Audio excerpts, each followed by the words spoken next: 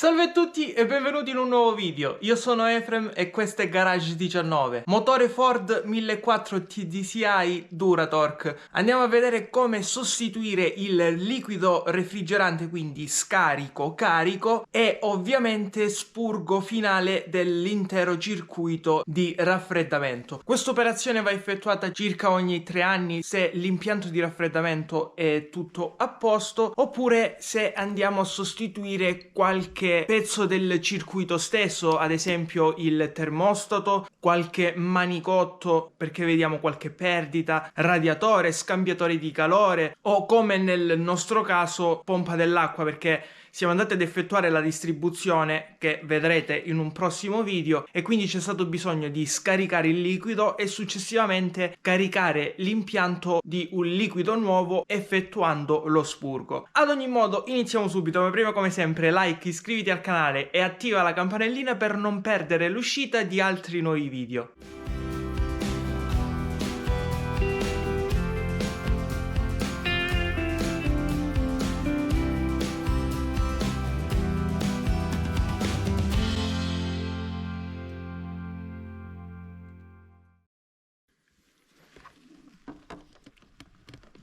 Come prima cosa iniziamo svitando il tappo della vaschetta di espansione. Successivamente solleviamo l'auto, ci spostiamo al di sotto e sul lato destro dell'auto, sul radiatore parte bassa, troviamo questo tappo qui che con un cacciavite possiamo svitare per far scaricare completamente il liquido. È chiaro, dobbiamo porre al di sotto un recipiente. Essendo lì una posizione un po' scomoda, dobbiamo utilizzare dei cacciavite piccoli.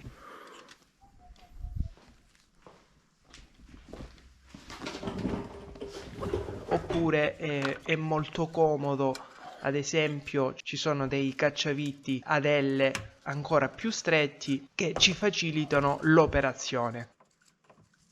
O ancora, ad esempio, possiamo utilizzare una chiave a cricchetto con un inserto sempre con un cacciavite per svitare quella valvolina lì. Ad ogni modo è un'operazione comunque un po' scomoda e abbastanza lenta. Volendo è possibile molto più facilmente e comodamente come facciamo ora, ovvero dall'altro lato del radiatore, lato quindi sinistro, rimuoviamo la fascetta elastica metallica di questo manicotto e scalziamo il manicotto stesso.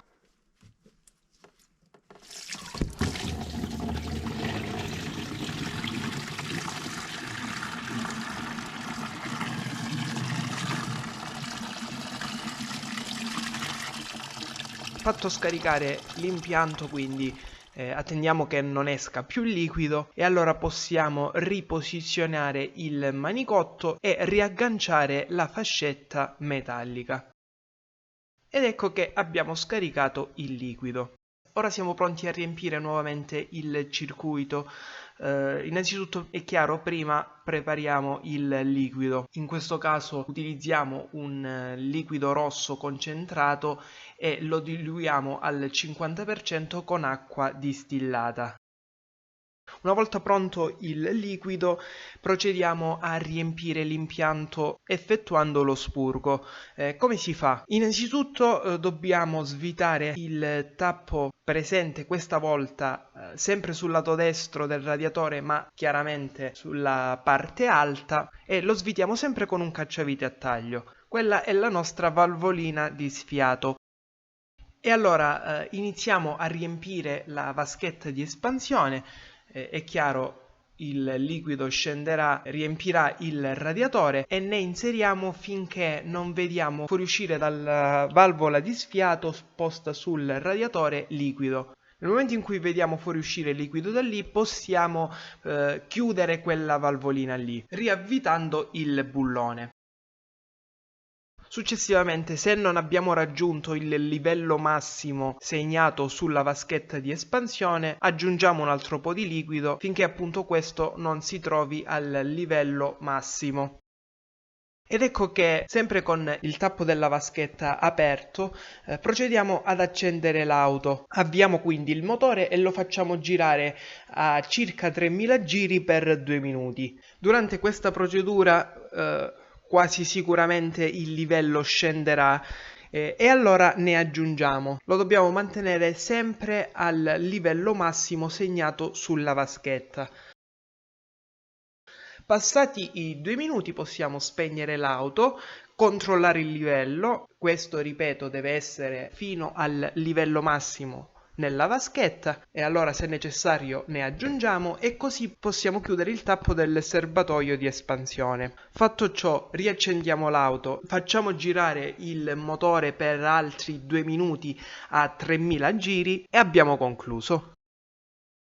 È chiaro, per stare tranquillissimi al 100%, magari nei giorni successivi o comunque dopo un tot di chilometri percorsi, ricontrolliamo il livello nella vaschetta, chiaramente a motore freddo, e questo deve stare come l'avevamo lasciato, ovvero sul livello massimo. Se è più basso, ne aggiungiamo e ripristiniamo il livello. Bene, anche questo video finisce qui, come sempre. Like se ti è piaciuto, iscriviti al canale e attiva la campanellina per non perdere l'uscita di altri nuovi video. Ti invito come sempre a leggere qui sotto la descrizione per trovare altre informazioni utili, così come ti ringrazio se effettuerai un acquisto di un qualsiasi prodotto presente su Amazon tramite un link di affiliazione che trovi qui sotto, perché verrà riconosciuta una piccolissima percentuale sull'acquisto e aiuterai perciò a far crescere il canale supportandolo. Ti ricordo inoltre che sono presente anche su Instagram e TikTok, passa a dare un'occhiata, trovi sempre qui sotto i link ai profili. Grazie e alla prossima!